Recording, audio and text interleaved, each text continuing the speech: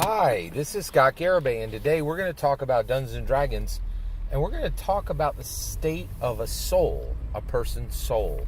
Because Dungeons and Dragons has a distinct view, a supposition about our soul, where it goes, when it goes, how it goes.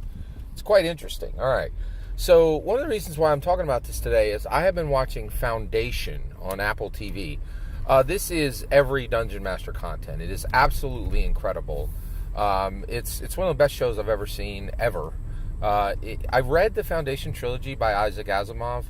I think it's so old and dated that it's kind of crusty, and it's hard to engage with. And when I read it in my 20s, I found it very difficult to engage with, and I'm almost positive about half of it went over my head.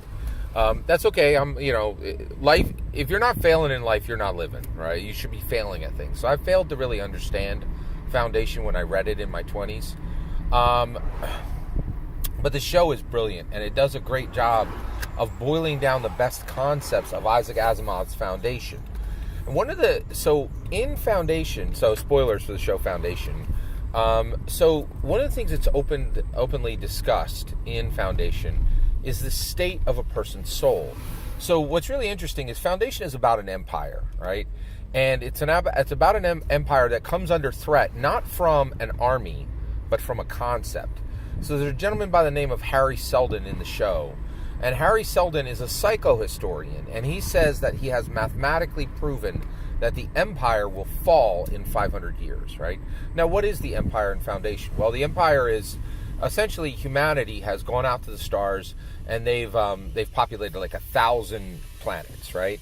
And empire is this massive singular empire that has allowed humanity to spread throughout the stars and to be successful in the stars and as star conquerors, right? Like conquering other worlds, right? And subduing them and reshaping them and terraforming them, right? So that humans can live there, right? And that does mean that, some of the life that is on those planets is wiped out as it's terraformed to make it ready for humanity.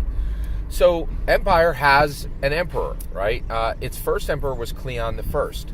And the show does an absolutely amazing job of making sure that you understand that Empire is successful because of the emperors. The emperors and the Empire has been able to last for probably like a millennia. I think it's like a millennia old. And the Empire is strong because it has these emperors who are clones. So what the Empire did that was unique was they no longer allowed rulership to pass from, genetically from here's a man, here's a woman, they have a child, and that child is now the monarch, right? It's a weak model because you end up getting a dud, right? So what Empire did was they cloned the emperor again and again and again for 1,000 years, right? And it's brilliant in the show. The emperor is always 4 people: Brother Dawn, Brother Day, Brother Dusk, and Brother Darkness. Brother Dawn is the new baby child. He's always in his child, so he's the current youngest clone, right?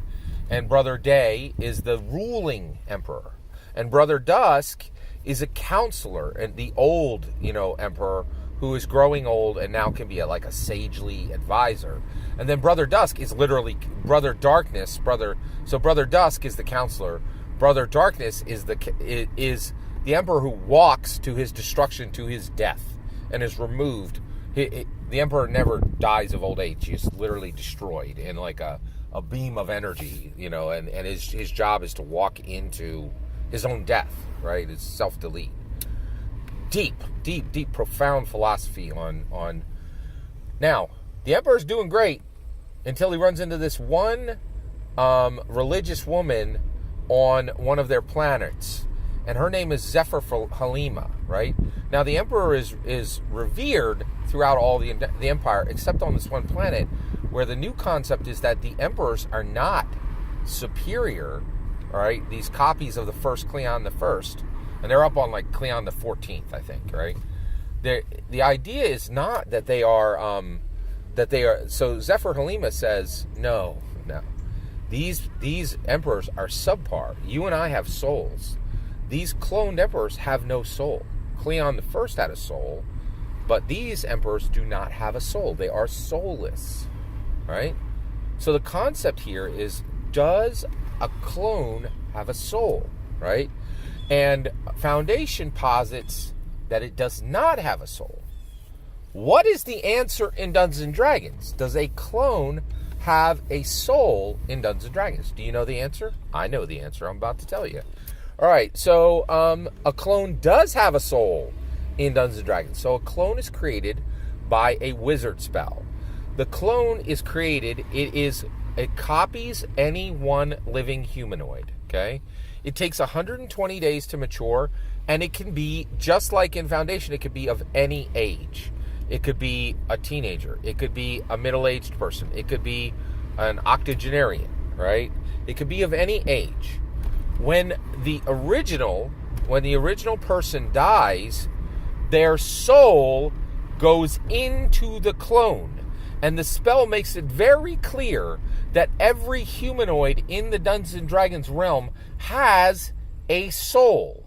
And that a soul can only be in one place, right?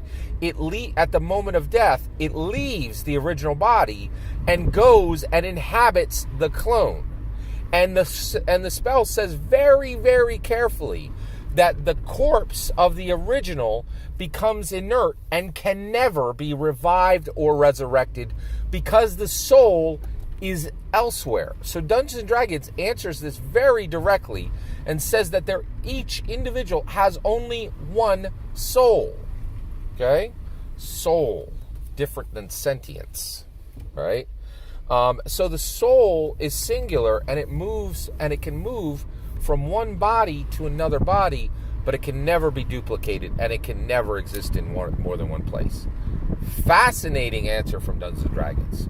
I think it's very, very fascinating. I think it's correct. I think the soul, there can only be one person, only has one soul. I do think people can have multiple sentiences, and I think sentience is different than a soul, right?